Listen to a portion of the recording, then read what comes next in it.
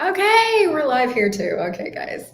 Well, hi to everybody on all platforms all around the world. This is True Mental Health. I'm Crystal Crawford. You guys all Hello, know Janine that's Craft. me. Oh, I'm a new CF. It's official. Oh my God, I'm so excited for you, new CF. Oh my gosh, that's so I'm very awesome. excited. Yeah, so today, so, Just start so that. yeah, we're going to talk about trauma and coping today, but I want to give you guys a little bit of a heads up about how we got here. I came to Colombia, I'm in Colombia now, to get a LASIK on my eyes, this eye surgery. And so I'm on about day 5 of recovery from the surgery. And over this week, Janine and I chatted, just how are you? And so what came up obviously was just all the energies that come up when you go through a traumatic event. When you ever ask anybody who's had LASIK eye surgery, they are going to tell you that it's the best thing they ever chose. And yes, I'm so grateful. And what they never talk about anywhere is like how intense the surgery actually is. And, 8 or 9 years into like lots of body work and lots of body awareness, I was so aware of my entire body, where I think maybe even 10 years ago, it might not have seemed that traumatic because I was so used to handling so much stress. But now I've like unraveled a lot of that stress from my body. So it was very, very, very intense. And the reason I bring that up is because when you and I got to talking about we started to recognize all these different ways that we've learned or trained ourselves to cope with all different kinds of traumas, like spoken, unspoken, seen, and unseen. And so we thought we'd dive in there today and see where Oh we my go. gosh, so much, so much. Well, and as you Yeah. were talking about it, and just everything that involved, all the kind of details of the thing holding your eye and your body just like kind of being flailing in the wind, so to speak, right? Yeah. I could feel it in my own body, feeling the pain of those events and having been through a lot of health traumas myself. I definitely appreciate that. And I Yeah. think we were just really looking at just all the energy that was just coming up already in your body that just wanted to release, whether it be through crying or whatever. Like it just was Yeah. like, it was so palpable how it's just like, you're almost like vibrating at a different level, which what I was Yeah. observing. Yeah. Yeah. And like for this particular trauma, let's call it a trauma because Mm-hmm. surgery is not surgery is a trauma. Yeah. um, it was interesting because like my first reaction or desire afterwards was just to be cool about everything. Like it's cool. Like, but Just it lace it. wasn't. Just cut my Yes, just eyeballs open. It's like it fine. was, and literally you get off the table and your eyes feel like they're in a million pieces. Like you're blinking and you're just like, are they going to fall out of my head? It's the most uncanny sensation. And our bodies are so amazing. Like they can handle so many things, and there's so much healing that starts to instantly occur. So they didn't fall out, and they don't, and you can instantly see after like 40 years of not being able to see, literally. So it's really miraculous, and there's all this trauma that goes on. So you're in the middle of like miraculous and traumatic simultaneously, which is this intensity that needs an outlet, essentially, right? And Mm-hmm. I mean, for me, it came in the form of like just, tears of gratitude, tears, a lot of tears. I had access bars, which is an immense gift to anybody ever in life. Multiple sessions of bars, and there's body processes. But I guess it's worth talking about like how many different ways coping mechanisms and coping behaviors show up in big obvious traumatic events, but also like after you've experienced series of different kinds of traumas in your daily life as you're trying to like build a new business or um, live or have a relationship or have a body, Anything. anything. And then what we can, I guess, how we can navigate those, like what, and I wonder where we could start. Well, I mean, we're also looking at, both of us kind of working with folks in their entrepreneurial journey. Yeah. And there was just kind of this common theme of what I was seeing as a freeze response. So that's one of, in Mhm. psychology, one of the trauma responses being Yeah. fight, flight, freeze, or shut down. And so we were just kind of both observing this, and even in our own process, which, like in any given project that we're having to work on, you said there's like 300 or 500 different choices that we have to make. And there's so much that if you just get paralyzed within a few choices, that you will never get to the next thing. So we were kind of like, well, what does it take to get past that, to kind of get over the hump of that? Well, how are you? Let's look at this personally, because, like, you and I both have a business, and let's use business. How do you navigate this, like, now, and versus maybe when you first started, or like, what has this been like for you?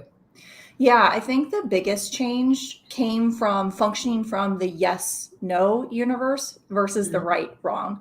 Because in the beginning, there was a lot of like, well, I need to get the right branding and the right aesthetic, and I have to pick the right price or whatever. And that just slowed me down. That after I learned from you, especially to function from just energetically what popped, I could just totally get out of judgment. It's like, well, this is all made up anyways. So what is energetically speaking to me? If I just tap into the consciousness of the project, the idea, what is talking to me? And that just really got me out of my own way to remember to stop and ask a question. Yeah. And, as we're talking, what I'm realizing creates trauma is the sensation that you have to handle something that you can't handle. And that's, as children, that's just kind of innate to the way children work. Like, they don't have any filter. We don't have filters. We come in as these little capacity things, little bundles of capacities and abilities that most of us are not taught, that we're super aware, that our awareness will show it. We're not taught that we're aware, we're not taught like how awareness shows up. And if you grow up in super intense families, like, for example, mine, we had a lot of different abuses and things that went on top of being the super aware being, you're put into the situation where you have to handle things or come up with ways of handling things that you just literally can't handle. So that's where the coping mechanisms come from. And rightness, needing to get things right, is one of those things that you can't handle, because there is no right. It's invented. And I know that's crazy, because you could go in so many directions with that. But anything that locks you up is intended to limit you. And if you look at the right or the wrong universe as one possibility or thing, does it give you more freedom, or does it put you in a constant state of needing to judge whether or not you're doing it right or doing it wrong? It's literally something you just can't handle. And so you have to invent what's right, and you have to invent what's wrong, or you have to look to something outside of yourself to be able to reference something. And so that's where the coping comes in, and that's where the stuck comes in, the overwhelm comes in, like all these different ways of coping with that universe because it's not copable, it's not handleable, it's not navigatable. It's literally designed to put you into, some sort of judgment. And it's like, despite all this work and practice on getting out of judgment, I'm really getting that I still do really function from, I'm not wrong, like this kind of defensive energy. Situations come up over and over again. The most recent was, I was at an ATM trying to withdraw money, and it just kept saying your PIN is incorrect. And I was just like, no, this is the right PIN. Like, this is the right PIN. I've had it forever, which is probably not good. Yeah. But this is the right PIN. And what's wrong with you, ATM? And I'm going inside. I think your ATM's broken, blah, blah, blah. Well, what happened? I was using my credit card.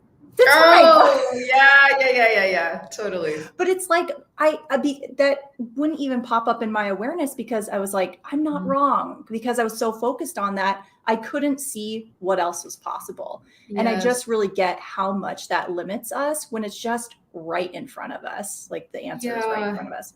Yeah. And there's so many different tactics you can use. Like,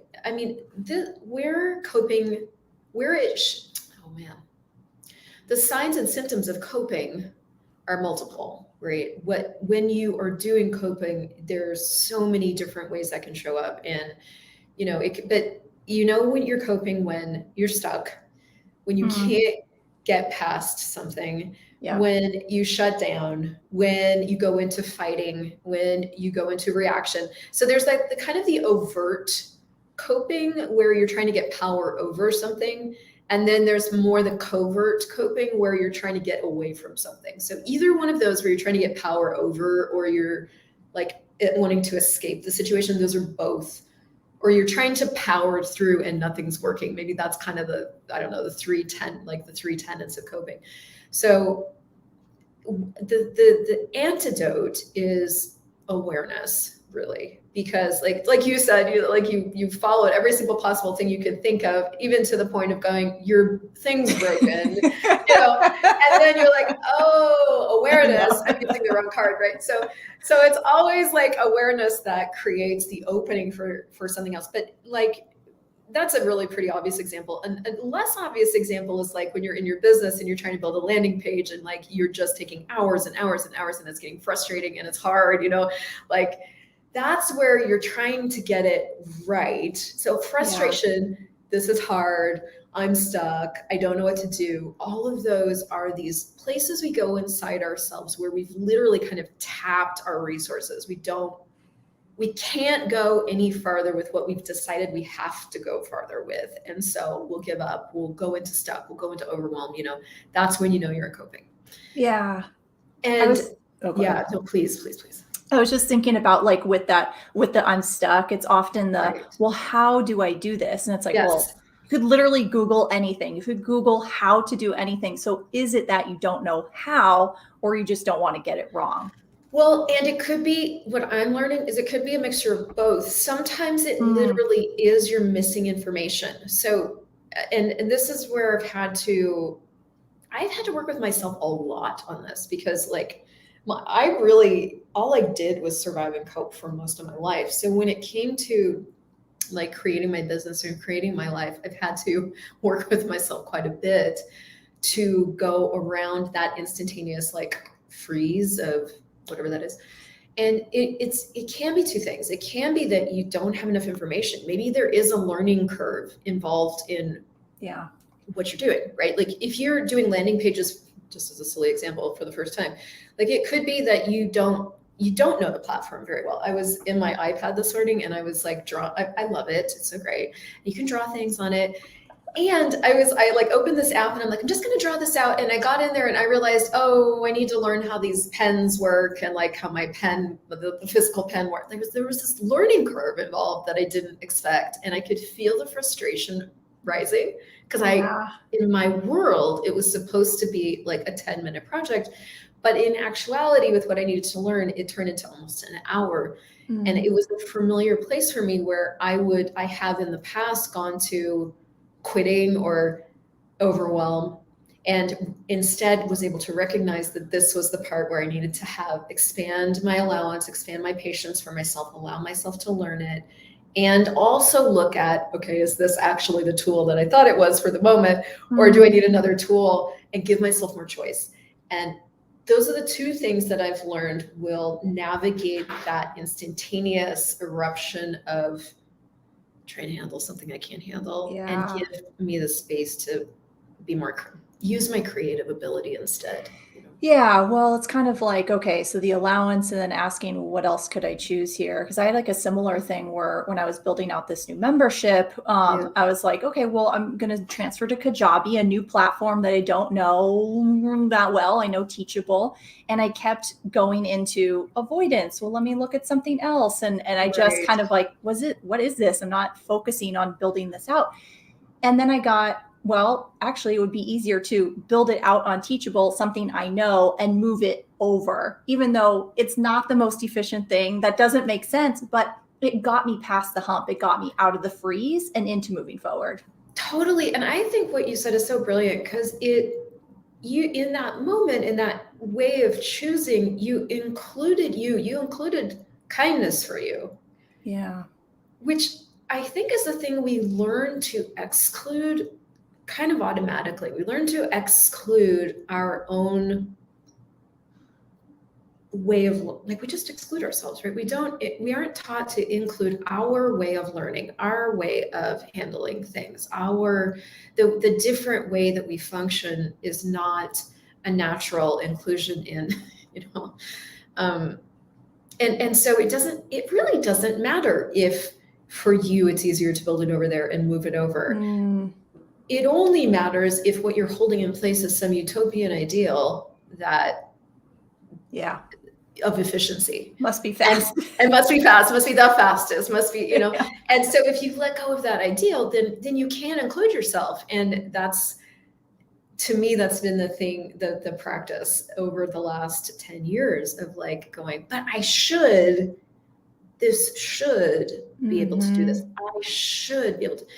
And man, the number of projections I have of myself in regards to life, functioning, people is pretty staggering. Like, my body should be this, I should be this, I shouldn't.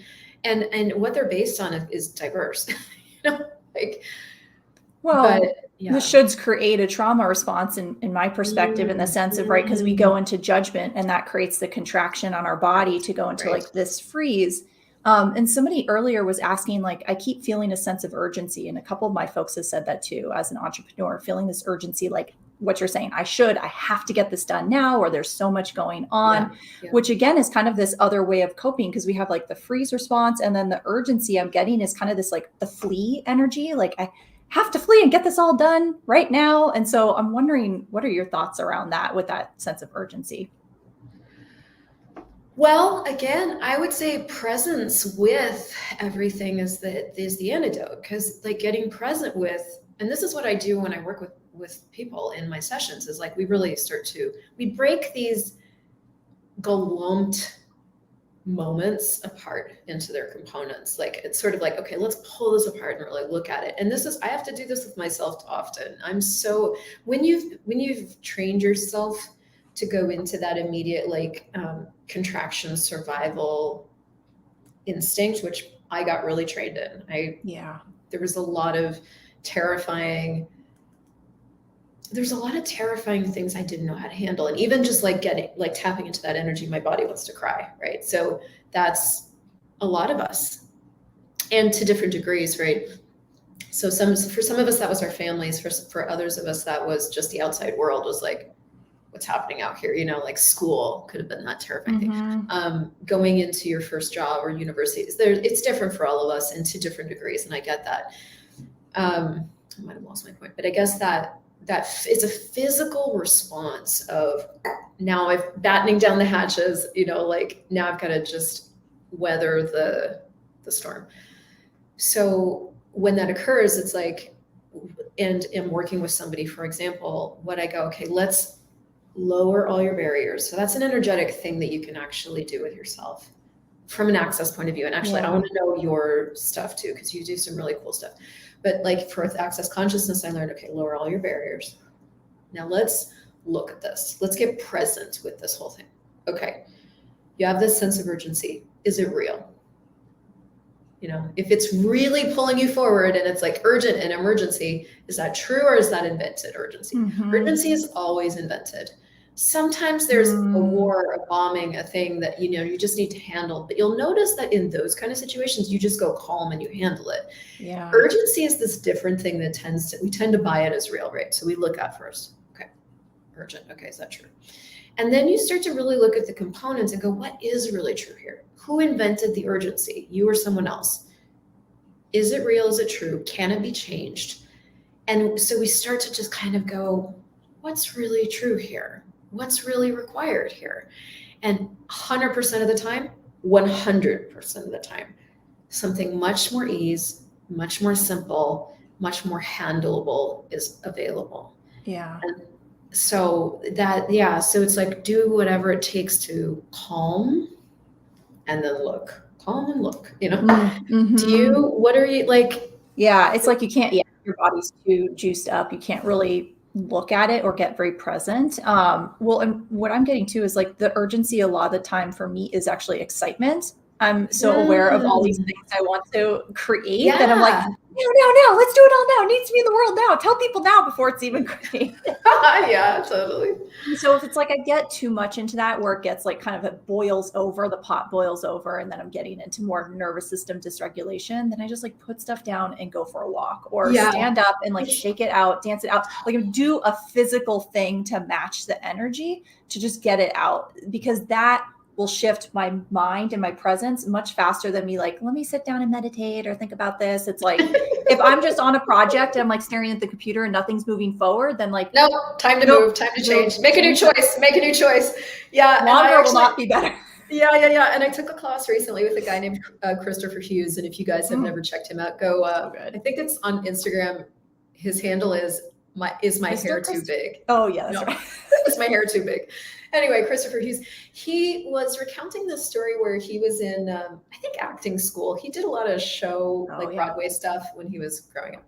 And in one of his classes, he had an instructor that the exercise for that day was like this improvisation. And then at random points during the improvisation, the guy would say, make a new choice. So like we all get into these patterns of dancing in the same way or moving in the same way or creating in the same way. And we don't practice enough. Make a new choice. Just make a new choice, which is exactly what we're talking about. Like when you get stuck in any kind of energy, make a new choice.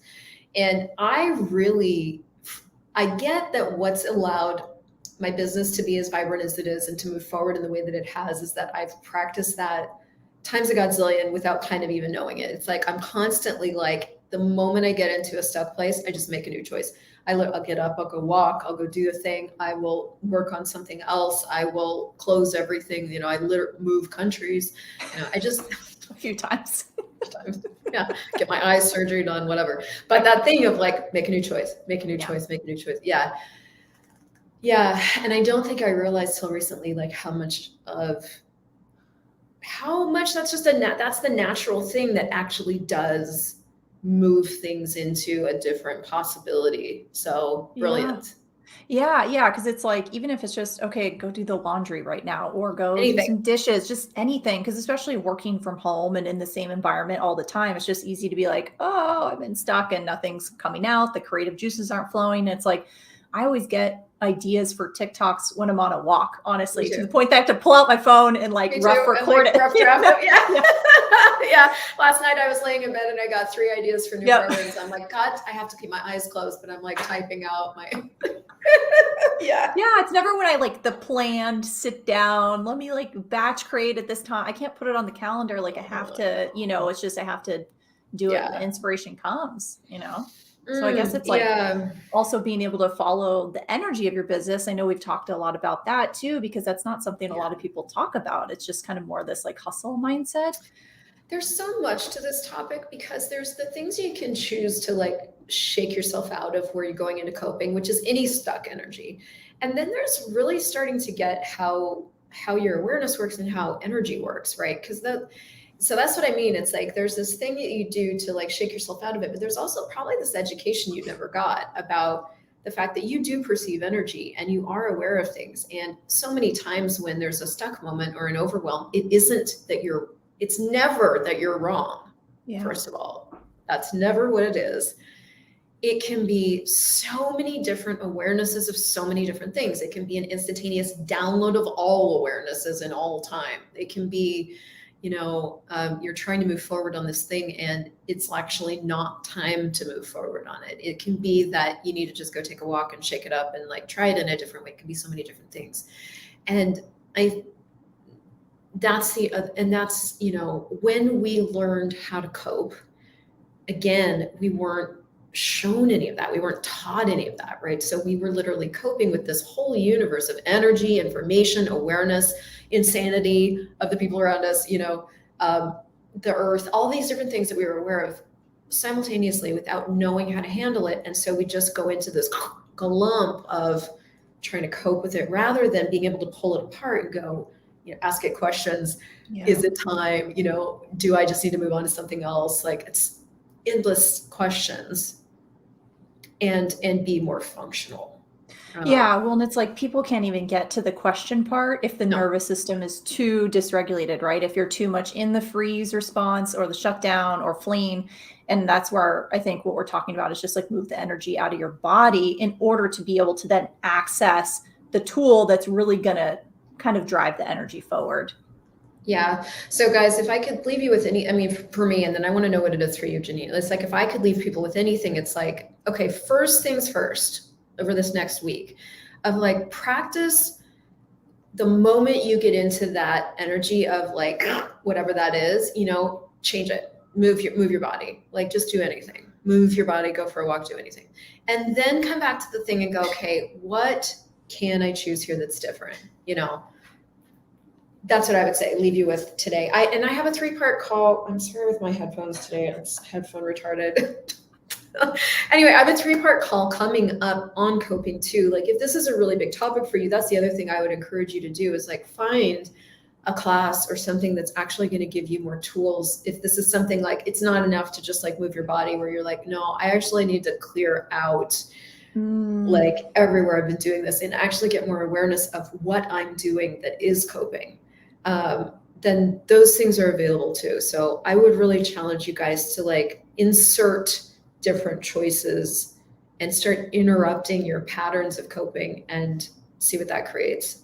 And yes, join the class. So good. We can like talk about it. The energy is just like popping right now. So, and that's what we've talked about. It's just creating based on like kind of the collective energy and what you're tuning into. So, and Crystal has such a gift with that. So it's like something she creates, it's needed. So cool. Yeah.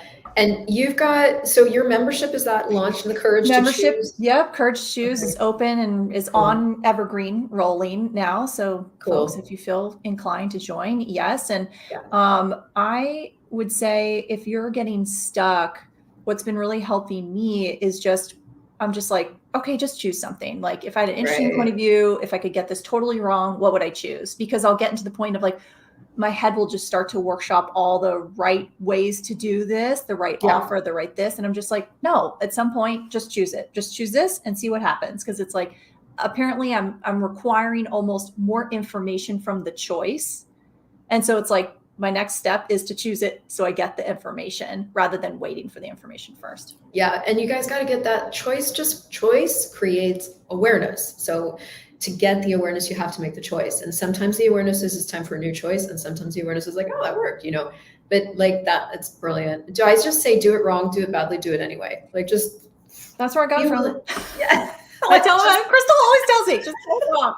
Just do it wrong. Just do it anyway, because that is actually going to give you the information that you need to move forward. So sorry about the dropping my headphones and so join my call if that's going to contribute to you. It'll be up on my website in the next few days. And you know, if you guys need any more, if you have any more on this, just ask us questions because I get it's a massive topic.